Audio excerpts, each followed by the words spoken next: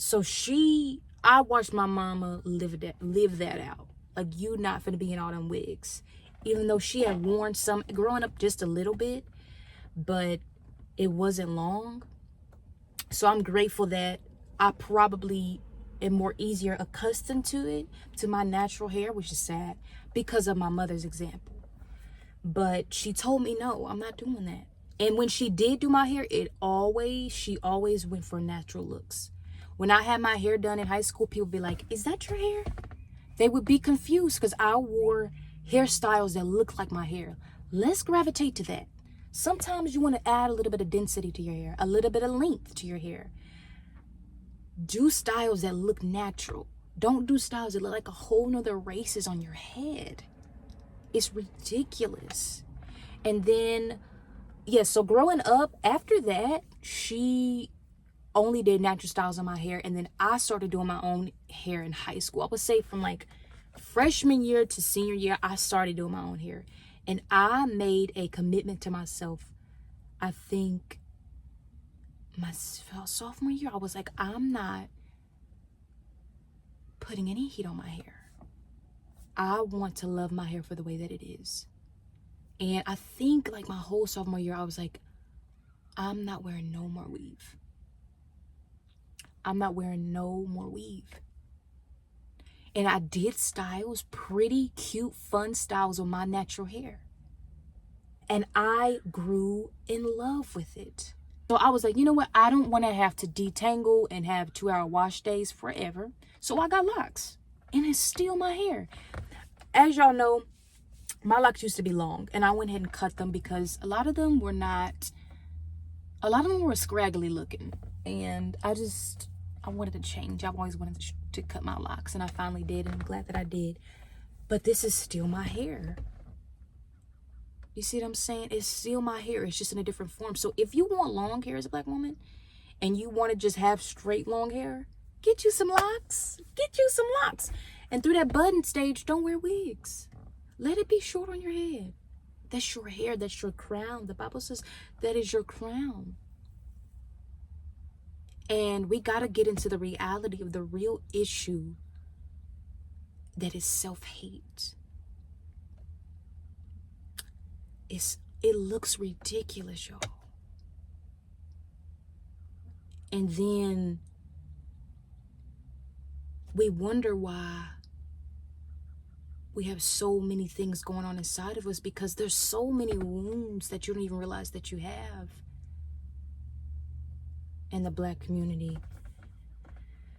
And it's like it starts with the head and it bleeds into every area in your life. And you wonder why you're so far back emotionally, or just how you want your esteem to be. It's with that hair. And the Lord cares about stuff like that. Because even with myself, like I said, I prayed as a little girl, change my hair, change my hair, change my hair. And now as a grown woman, I love my hair, love my hair, love my hair. Because of the wounds that the Lord healed in my heart. He even had to heal my heart in regards to how I see my hair. And how he took his time and meticulously formed me in my mother's womb so that I could have this textured hair. And he did the same with all Black girls. And I know that, Lord willing, if it is his will that I have children, I'm going to make sure they think their hair. They don't think. They know that their hair is beautiful. And I'm going to show them how to take care of their hair. And that's another reason. Like, a lot of Black women, sadly, don't know how to take care of their hair. They just know how to put in weave. They just know how to pay somebody to do it. That's ridiculous, y'all. That's ridiculous. It's ridiculous. So that plays another role, is because they don't know how to do it. And it is a journey to figure out how to do your natural hair. It was a journey for me.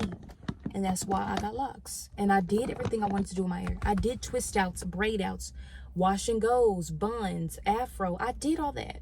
I had fun with my hair. And I was like, you know what? Because I noticed that I would wear twists a lot. Like, I would just put my hair in 2 strands twist, spray it with water in the morning, put some oil and grease on it, and then go about my day. And I was like, you know what? I could do this every day. And I ended up getting locks because I just like my twists. And I left my twists alone. I was like, you know what? I'm just going to get some locks. And I did, and I loved them. Now, I am thinking about taking them out, but that'll be a whole nother journey. You'll be able to see me go through that journey with y'all. So that'll be fun, but we'll see in the future. But I did want to talk about that because it's a real issue and we need to handle it. And that's something I'm going to call out. And another thing I'm going to call out is bonnets.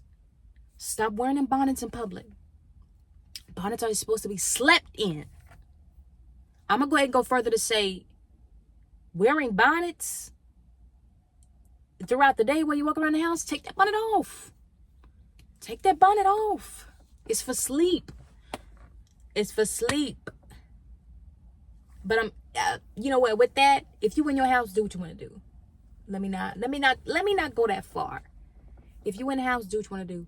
But when you come out that house, take that bonnet off. Take that bonnet off. I stand on that. Bonnets are ridiculous to be worn out in public.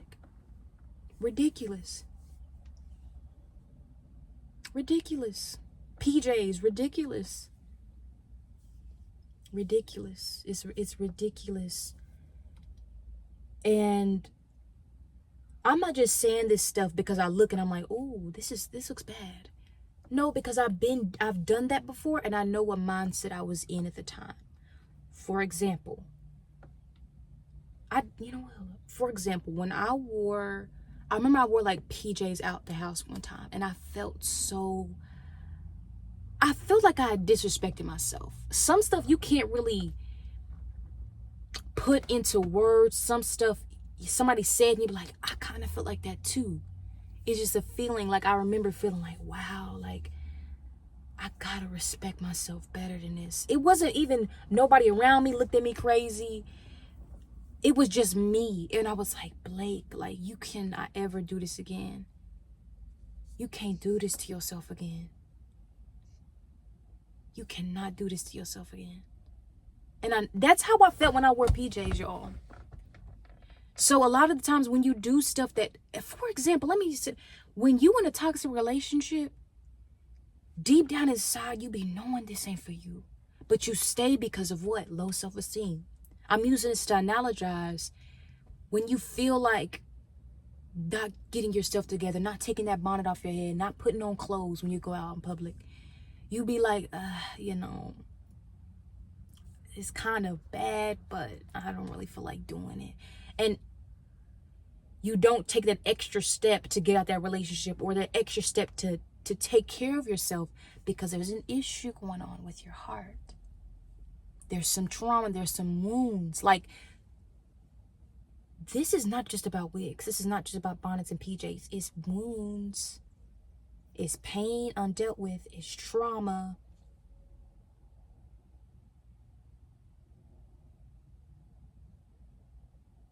I've been around people who wore wigs in public. And I was close to them. Or wore them all day. And they were not healthy spiritually. They were not healthy emotionally. They were not healthy mentally. They were going through a lot. They were not okay. They were not their best self. So I know for a fact that when I'm seeing all these, it's so crazy because even with the young girls, like, it's ridiculous. It's ridiculous. Wearing full wigs as a teenager is crazy. Wigs should only be for women who are older and maybe losing their hair. And by older, I mean 60 and up. It should be for older women, and they should be for those who need them medically. Women who are going through cancer or alopecia. They should be for only women medically or older women. That's who wigs should be for. And I'm going to stand on that. We should not be wearing no wigs when we got beautiful hair under them. It's ridiculous. Just because you don't like it. We need to do that inner work. Because it's deeper than just not liking your hair. You hate it. And it was probably because it was ingrained to you as a child. And you didn't have anyone to tell you. Your hair is beautiful.